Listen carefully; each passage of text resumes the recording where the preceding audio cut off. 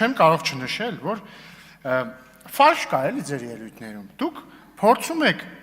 ներկայացնել Դաշնակցությունը որպես ազգային եկեղեցապաշտ եւ արդար ուժ, բայց դուք չեք կարող լինել ազգային ուժ, որովհետեւ դուք դեմ եք եղել եւ դեմ եք Հայաստանի անկախությանը, 2 օր ապացուցել եմ արդեն սա, խնդրում եմ չհարցնեք ինչի եմ այդպես պնդում։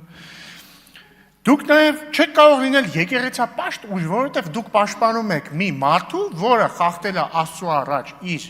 կապած ուխտը, պիտի չունենա երեխա եւ կին, ունի երեխա եւ կին, առնվազն երեխա ունի, չգիտեմ, կարող բաժանվել է կնոջից։ Ու դուք չեք կարող լինել արդար, որովհետև դուք պաշտպանում եք կաշառակերին։ Ու գիտեք ինչն է իմ համար տարօրինակ, հետաքրքիր է, գիտեք ո՞րն է։ Գալիս եք հերթով ասում եք դուք հակաեկեղեցական արշավ եք անում, բայց օրինակ չեք շարունակում միտքը։ Գոնե եկեք ասեք, Ժորժ ջան, Կտրիժ Ներսյանը սուտ է, երեխա չունի, եւ հետեւաբար դուք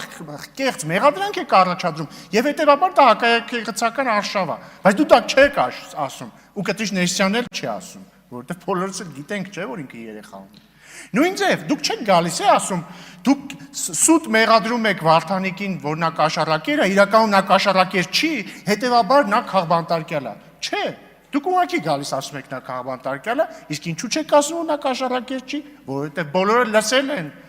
ձայնագրությունը, որտեղ ակնհայտ մարդը փող է ուզում մի բան օրինականացնելու համար։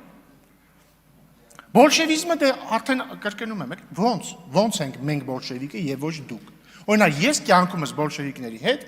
կոալիցիոն համաձայնագիր չեմ կնքել։ Երբեք քպեն բոլշևիկների հետ չի համագործակցել։ Դաշնակցությունը մի անգամ 20 թվին իշխանությունը տվել է բոլշևիկներին, մի անգամ էլ 2025 թվին է իշխանությունը տվել բոլշևիկներին Գյումրիում։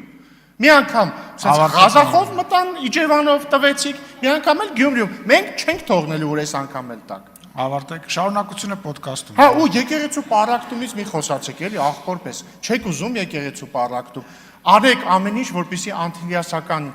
կաթողիկոսարանը եւ Մայրաթոռը միանան, ինչպես բոլորը երազել են միշտ։ Շնորհակալություն։